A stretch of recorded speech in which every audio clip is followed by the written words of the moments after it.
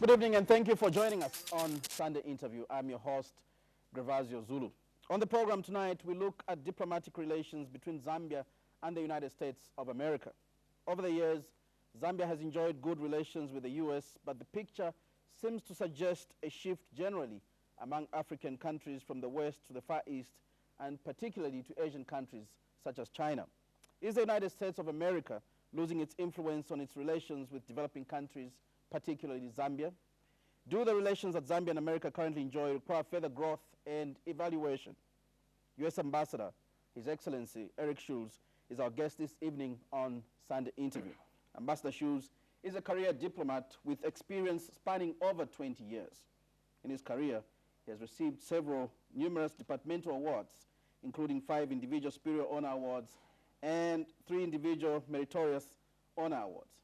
Your Excellency, welcome to the program. Hi. I'm not sure whether to say good evening or... Good evening. Good evening, okay. Well, happy to be here. You're relatively new in Zambia. 6 months. 7 years. 6 to 7 months. 6 to 7 months. Have you settled? Yes, I would say that we have settled at this point. It's a lovely country. It's not our first time in Southern Africa. My family and I served in Harare from 2004 to 2007. We loved it very much. I was the deputy chief of mission there, so we were eager to come back to Southern Africa to work again, as the nicest climate in the world. It's a very pleasant place, to live. Very pleasant people, and I think that Zambians and Zimbabweans have a lot in common from that point of view. I mean, both countries are very very warm, very hospitable.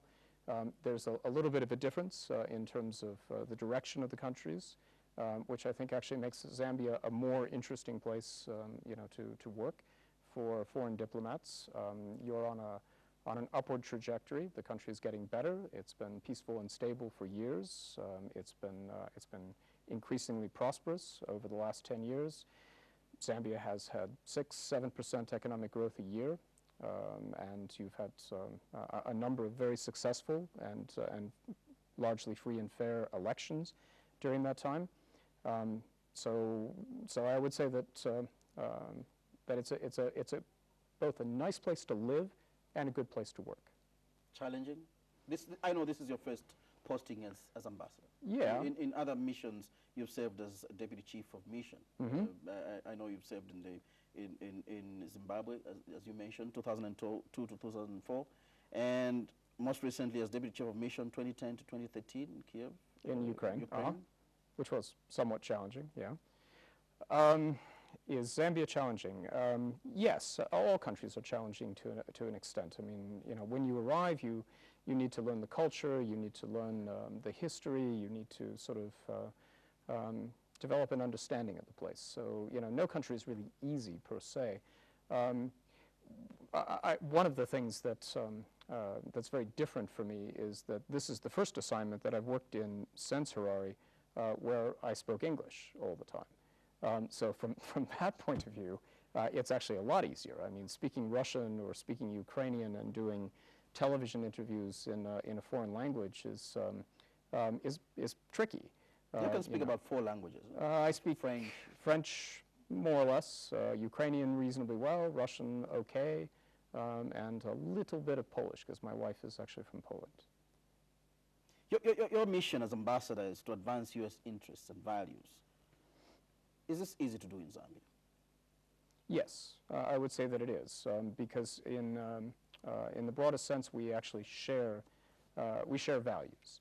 And frankly, the most difficult thing for an American diplomat is usually the debate over values.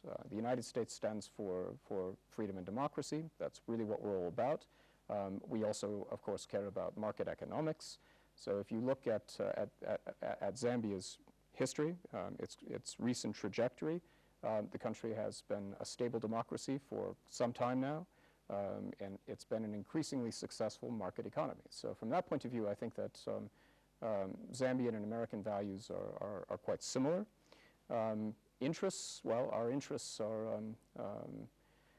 are because our values are aligned, it's not so difficult actually to advance American interests here either. I've said publicly on a number of occasions that, that I see my principal objective here as increasing America's involvement in Zambia's economy. So if you step back and you look at the big picture, Africa is the most rapidly growing part of the world economy. Not just Zambia, but sub-Saharan Africa. 7 of the 10 fastest growing economies in the world are sub-Saharan African, and that doesn't include Zambia. Zambia is actually in the next 10 down. Those are, so it's both an opportunity for Africans to, to rise up out of poverty, to create a middle class, to become more prosperous, more stable, but it's also an opportunity for, for the United States, and particularly for American businesses, to get involved in a rapidly growing economy and to, as I like to say, to do well by doing good. They can make money, they can also bring something to the table and help Africa's development, help Zambia's development. American companies are probably the most advanced technologically in the world. So when we come here, we bring the very best technology. We're also the kind of country that when we work overseas, we tend to employ locals. There may be a few Americans who will set the company up initially, but by and large, we employ local managers, we employ local employees, we transfer skills, we increase their education over time. So I think we have a lot to offer Zambia, and I would like to see more American investment here, and I think it would benefit both countries. The West, particularly maybe the United States, you look at African countries, Zambia included, as struggling with issues of poverty, issues of corruption. Mm-hmm. On the other hand, countries like Zambia look at the West, maybe even America, as countries that come to Zambia and want to lecture and not to learn, want to adopt a one-size-fits-all approach to addressing issues. Is that a correct picture? No, it's actually not a correct picture. The United States is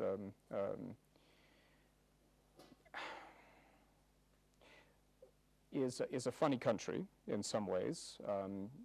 We're very proud of our ideals, and we have a tendency to maybe be too proud sometimes of our values. To imposing? I wouldn't say that we impose. Certainly not in Zambia. I mean, my job as ambassador is to present the United States to the Zambian people, for them to consider what we have to offer. I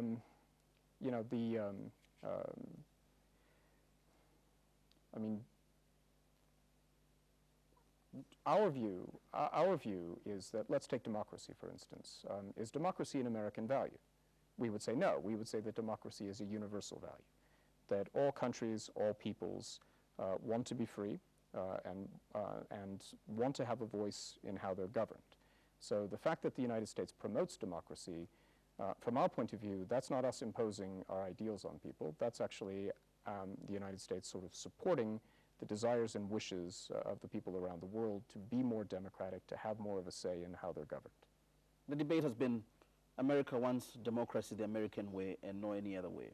No, that's not true. There is no right way to have democracy. Democracy is always a work in progress. Any American that you talk to about democracy in America would quickly tell you all the flaws and problems that occur in our particular system. There's a very interesting quote from Winston Churchill, who was always a very quotable guy, who once said that democracy is the worst form of government except in comparison to all others.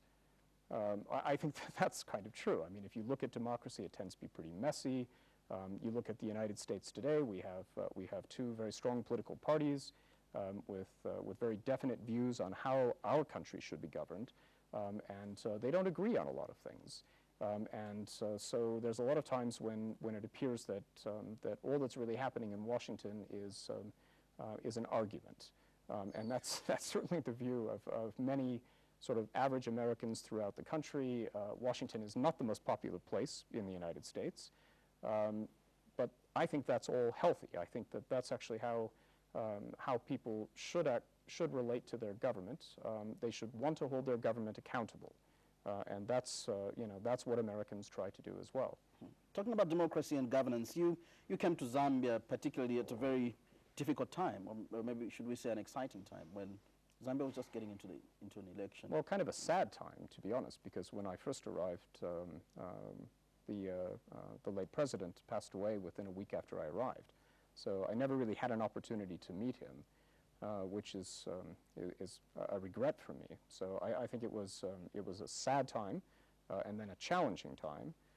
And in the end, it was a very successful moment for Zambia. I mean, our view of the election was very close, very contentious, very hard fought, and peaceful. Are there lessons Zambia can learn from the polls? You were watching them as an observer from a distance. Mm-hmm. How do you mean? Are there lessons Zambians can learn from the just ended election? From the just ended by-election? Well, I actually think there are lessons that Zambia can teach other countries about how to conduct elections. The most remarkable aspect of the election to me was the way that Zambians kind of moved past the result fairly quickly. I can offer you a contrast. In the United States, not so long ago, in 2000, we had a very contentious, very close presidential election ourselves, and it took us a long time, frankly, as a country to move past that, it was a very tense period for a number of years in the United States. So you could argue that in that context, Zambia has something to teach the United States. You saw the heated campaigns that took place. Mm-hmm. How do you compare that with other countries that you've been to?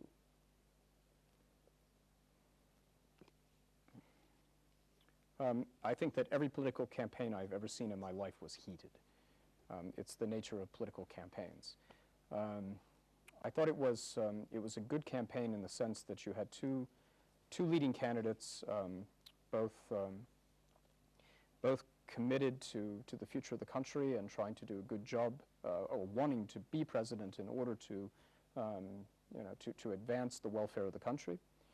I thought they engaged in a good debate about the issues, and I think actually we're very likely to see something the same in the very near future. I think we'll have a round two of this election in about a year, and I look forward to that. Actually, I think that at this stage of its development, it's very important that Zambians have an open discussion about the future of the country, what direction it should be going in, how it should be governed, in particular how the economy should be structured. One of your concerns was voter apathy. Yeah. You wrote in one of your blogs. I did. Well, I think the problem with the by-election was that it was held in the rainy season, which made it difficult for people to get to the polls. In a broader sense, I mean, this is a problem that Zambia and the United States share, is that if people are not energized and are not actively practicing their right to vote, their right to participate in politics, then over time you can have a situation where the political system begins to lose legitimacy. I mean, if a majority of people aren't turning out, if a majority of people aren't voting for the winning candidate, then that kind of undermines some of the precepts, some of the principles of democracy. We have a tendency in the United States, actually, where during presidential elections, the vote goes up, the percentage of vote goes up, but then every 2 years we have like by-elections ourselves, which are elections for the parliament, for our Senate and our House of Representatives. And the vote tends to drop quite a bit during those periods of time. So we suffer from voter apathy too. So my concern isn't with Zambia per se, it's with the effect of voter apathy on the strength of democracy. And I think actually, my view of this is that it's really up to Zambia's politicians, as it's up to America's politicians, to find a way to speak to the people and get them interested and get them to exercise their right to vote. The people, it's not up to the people to get themselves motivated. It's up to the politicians to do it. I want to quote one of your statements you put in one of your writings. You stated, it is not who wins that is important, but how they win and how they govern afterwards. Yeah. A loaded statement. I think it's actually a very fair statement, though. You know, in particular, of course, I was being asked at that moment whether the United States supported one candidate or another. And the reality is that we never do that. That would be interfering in the internal affairs of a country. We support the democratic process. We don't support an individual candidate. So in response to that, you know, I thought they were both strong candidates. The United States didn't have a preference and would never have expressed a preference if it had. Our preference was for a free and fair election. So the process by which how the person got elected. And the other thing that's important, of course, is how they govern afterwards. Are they governing in a democratic manner? Are they governing in an effective way? Can you tell us more about your role as the United States in supporting democracy and governance in Zambia? Okay. How much have you done? We have a small portion, a small percentage of a very big development assistance budget that goes for what we call democracy and governance issues. I can give you, you know, sort of an example. During the by-election, we did two things.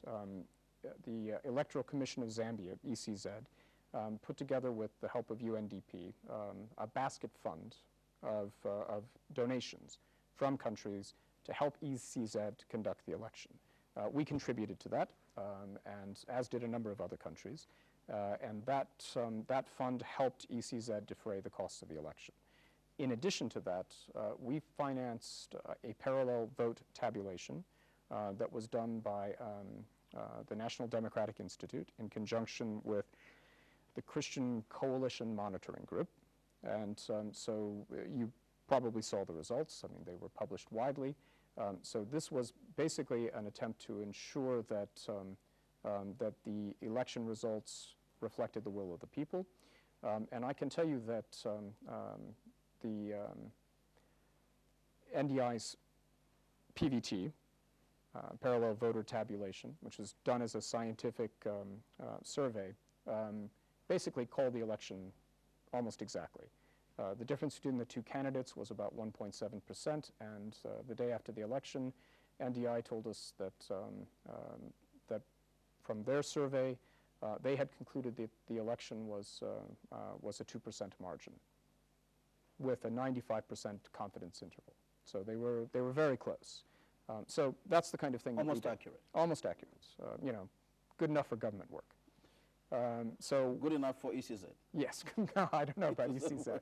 Good enough for the U.S. government, anyway. We were paying the bill, along with the British government, I might add. So that's the kind of thing that we do. That's the kind of thing that other donors do. We try to find a way to be helpful. I mean, one of the questions that I get asked constantly, frankly, is over the referendum on the Constitution. When I was in the Copper Belt a couple of months ago, I made a comment that that I've had to repeat on a number of occasions in different ways, and so, you know, I'll take this opportunity as well.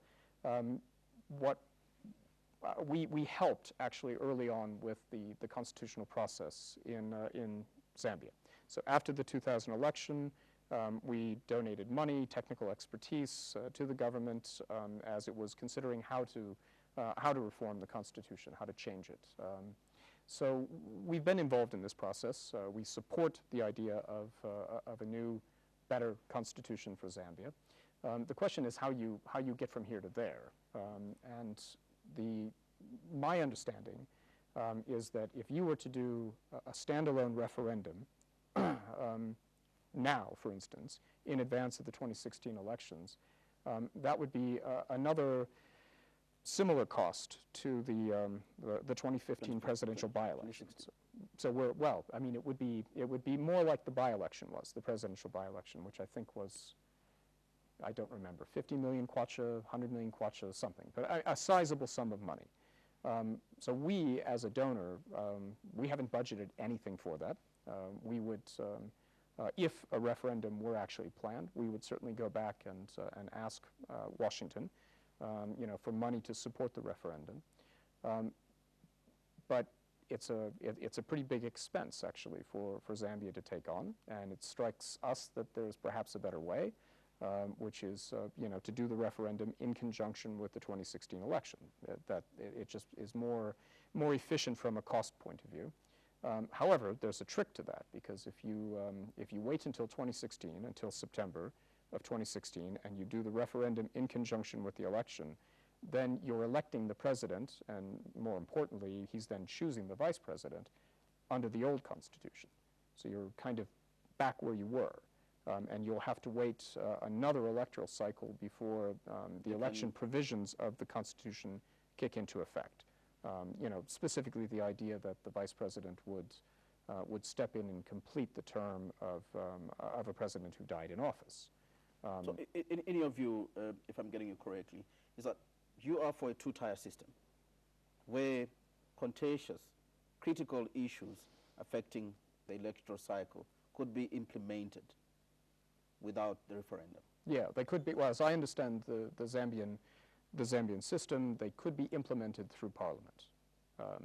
I would argue that this is something that needs to be done in a very open, very transparent, very even-handed manner.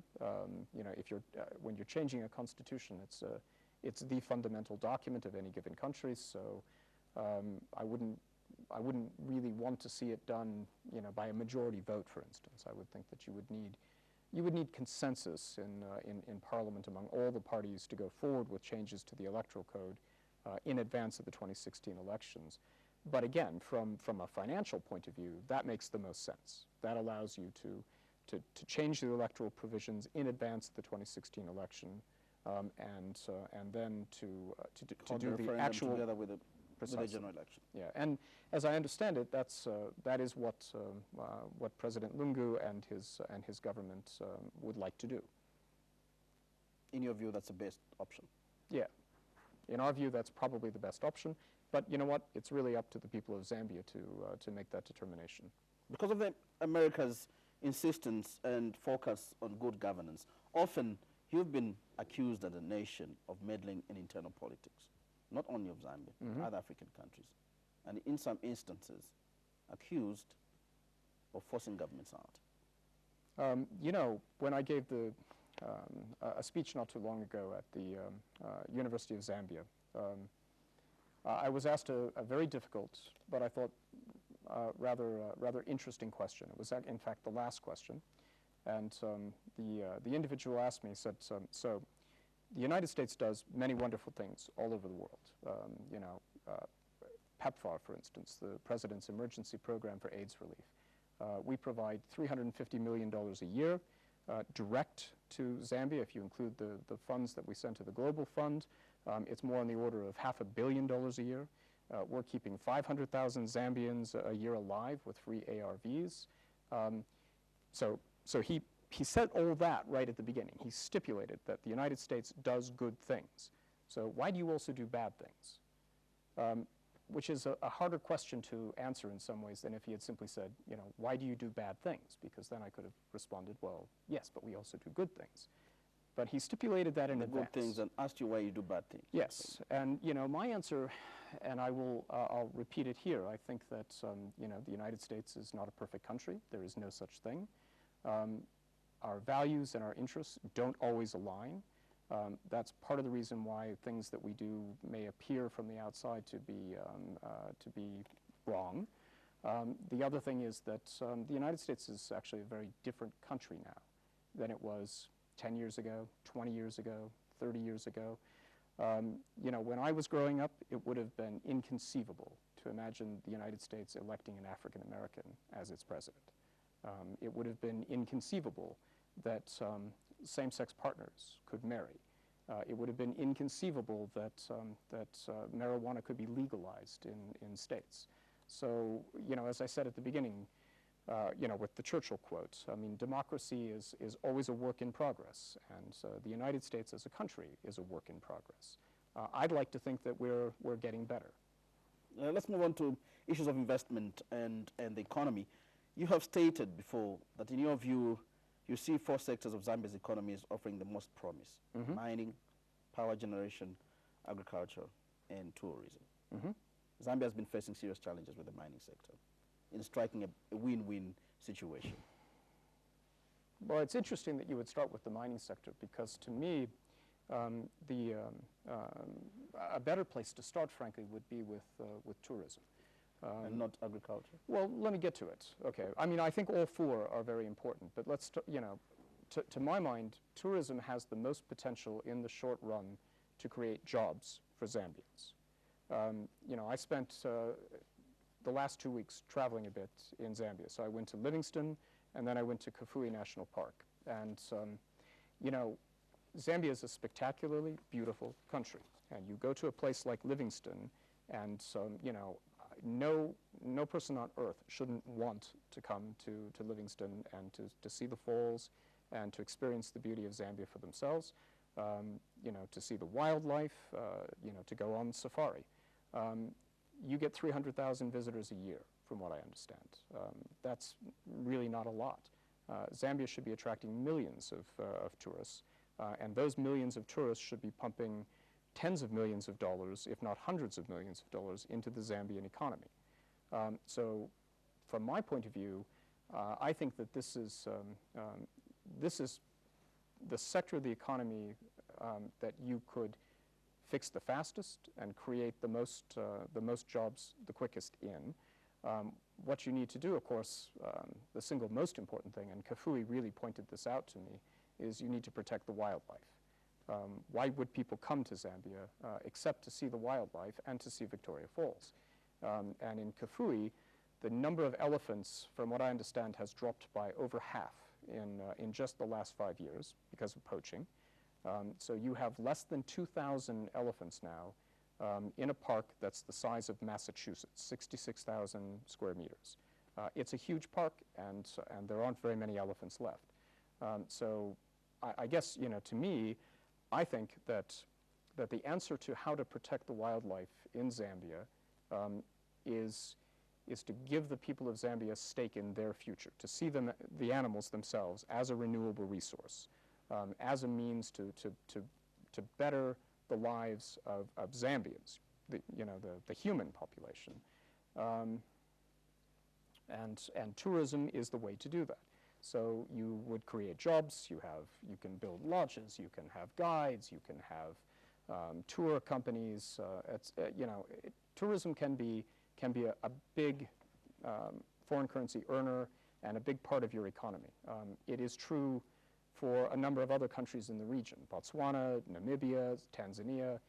These are countries where tourism is a major, major part of the economy. Okay, so that's tourism. And that's, again, it's about protecting the wildlife. Agriculture. Agriculture clearly should be another source of employment for Zambians. And